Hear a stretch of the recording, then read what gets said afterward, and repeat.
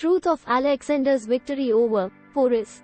The White plus Janu historians have cheated US.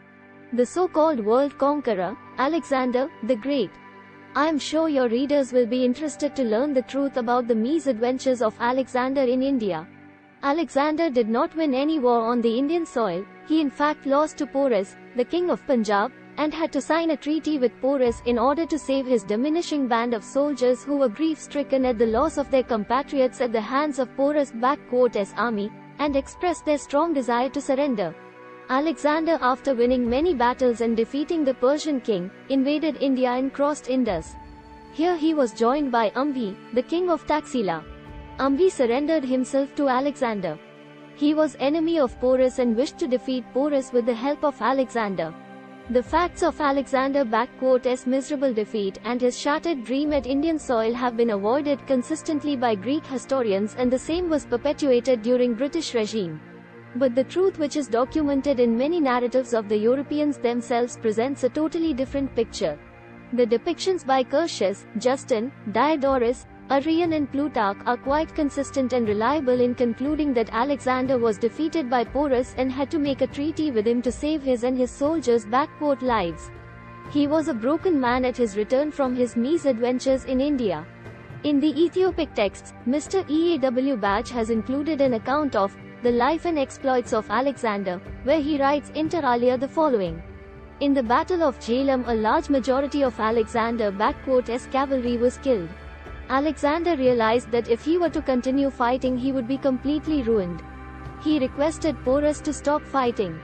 Porus was true to Indian traditions and did not kill the surrendered enemy. After this both signed treaty, Alexander then helped him in annexing other territories to his kingdom. Mr. Bach further writes that the soldiers of Alexander were grief-stricken and they began to bewail the loss of their compatriots. They threw off their weapons. They expressed their strong desire to surrender. They had no desire to fight. Alexander asked them to give up fighting and himself said, "Porus, please pardon me. I have realized your bravery and strength. Now I cannot bear these agonies. With a sad heart I am planning to put an end to my life. I do not desire that my soldiers should also be ruined like me. I am that culprit who has thrust them into the jaw of death. It does not become a king to thrust his soldiers into the jaws of death." These expressions of Alexander the Great do not indicate from any stretch of imagination his victory over Porus. Can such words be uttered by a world conqueror?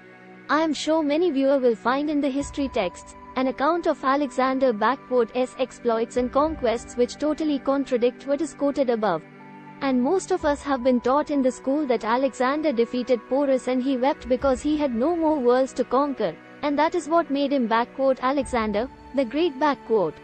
These myths and beliefs will receive a rude shock by these facts, which show that Alexander was not that great after all, but in fact he was Alexander, the ordinary. Another myth is propagated by the Western historians that Alexander was noble and kind king, he had great respects for brave and courageous men, and so on. The truth is otherwise. He was neither a noble man nor did he have a heart of gold. He had meted out very cruel and harsh treatment to his earlier enemies. Basus of Bactria fought tooth and nail with Alexander to defend the freedom of his motherland. When he was brought before Alexander as a prisoner, Alexander ordered his servants to whip him and then cut off his nose and ears. He then killed him. Many Persian generals were killed by him.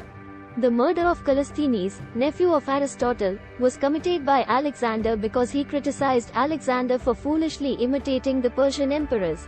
Alexander also murdered his friend Clytus in anger. His father trusted lieutenant Parmenion was also murdered by Alexander.